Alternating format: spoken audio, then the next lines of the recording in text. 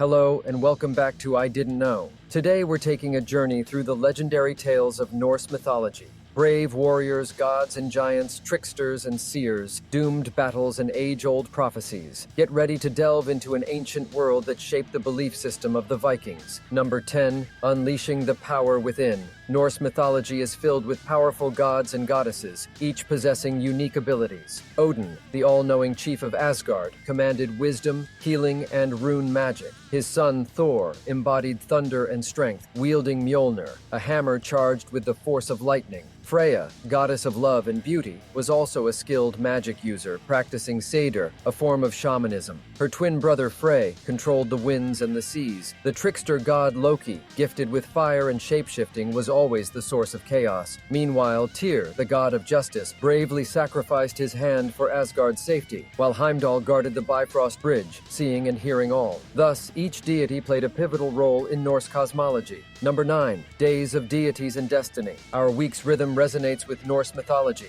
Sunday and Monday salute Suna and Mani, deities of the sun and moon respectively. Tuesday remembers Tyr, the war god who courageously sacrificed his hand for Asgard's safety. Odin, the supreme god, marks Wednesday, and Thor, god of thunder, holds Thursday. Friday may honor either Frigg or Freya, goddesses of love and beauty. Saturday, however, aligns with Roman influence, recognizing Saturn and symbolizing renewal. Number 8. Family ties or tall tales. Contrary to popular portrayal in the Marvel universe, Thor and Loki aren't brothers in Norse mythology. Loki is, in fact, Odin's blood brother, with the specifics of their bond unknown. Thor would be more like an honorary nephew to Loki. Interestingly, in Lokasenna, a poem filled with Loki's infamous insults, Thor emerges as the only god Loki seems to respect and fear. This complex relationship and the ambiguous familial ties within the Asgardian pantheon add fascinating depth to the Norse mythological narrative. Number 7. The first humans take a breath. The creation of the first humans in Norse mythology, Ask and Embla, is depicted in the poem Voluspa from the poetic Edda. Odin, Honir, and Lodur discover these beings on a nameless shore, gifting them life. Odin imparts breath and spirit. Honir bestows intelligence and voice, while Lodur infuses blood to warm their bodies. Later, Sturluson's prose Edda narrates a variation, portraying the gods as creators of humanity from an ash and elm tree. This divine origin story lays the foundation of human existence in the Norse universe, emphasizing the interweaving of natural elements and divine intervention. Number 6. Loki's fateful offspring. Despite aligning with the Asgardian gods, Loki and his children play the primary antagonists at Ragnarok. Loki's union with giantess Angrboda birthed the destructive trio, Fenrir the wolf, Jormungandr the serpent, and Hel the queen of the dead realm. Forewarned by a prophecy of the havoc they would wreak, Odin separated them from Angrboda, with Jormungandr thrown into the sea, Hel sent to rule the underworld, and Fenrir bound on an island.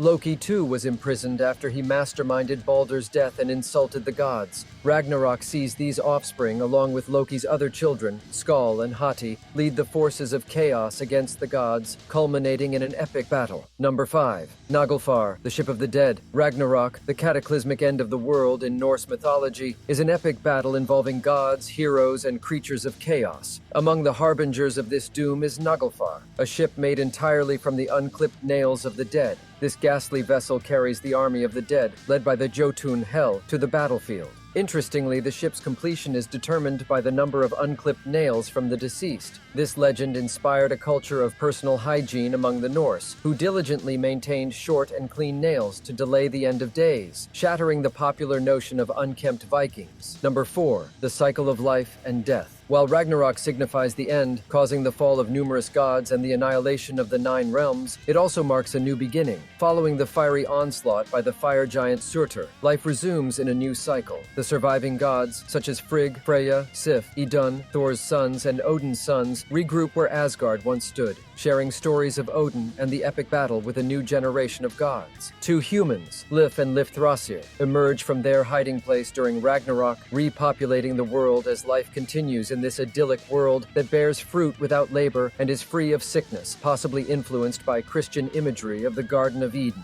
Number 3. Of giants, dwarves, and serpents. Norse mythology boasts a pantheon of fascinating creatures. There are the Jotnar, or frost giants, known for their frequent battles against the Aesir gods. Then come the Dwarves, renowned craftsmen revered as protectors of nature. In this world, dragons are not merely fantasy, but fierce guardians of hidden treasures. Let's not forget sea monsters, epitomized by Jormungandr, the Midgard serpent that encircles the earth, poised to wreak havoc during Ragnarok. While their roles vary, from allies to adversaries, these mythical beings infuse Norse tales with rich complexity and gripping suspense, keeping us fascinated centuries later. Number 2. Mortality among the immortals. Norse deities differ significantly from other pantheons. They're not immortal, but possess unusually long lives. Their secret? The goddess Idun and her magical apples. Originally, it's believed Idun herself bestowed youth and vitality upon the gods. By the 13th century, the tale evolved to attribute these powers to her enchanted apples. In one compelling saga from the prose Edda, Loki lures Idun beyond Asgard's walls, where Thiazi, a Jotun disguised as a giant eagle, abducts her. Deprived of Idun and her apples, the gods age rapidly, forcing Loki to rescue her.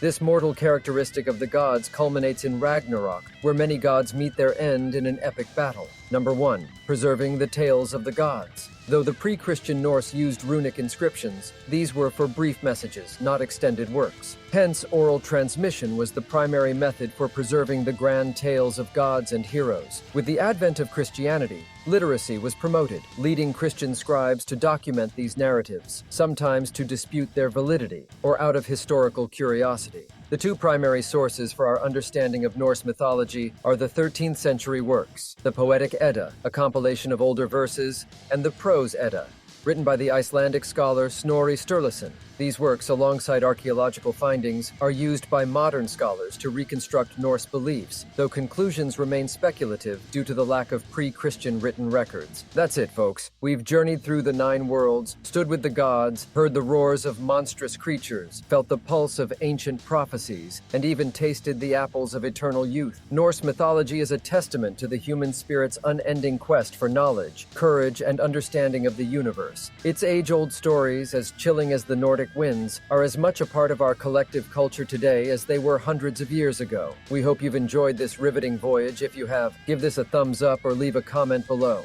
Subscribe for more content just like this, and as always, thank you for watching.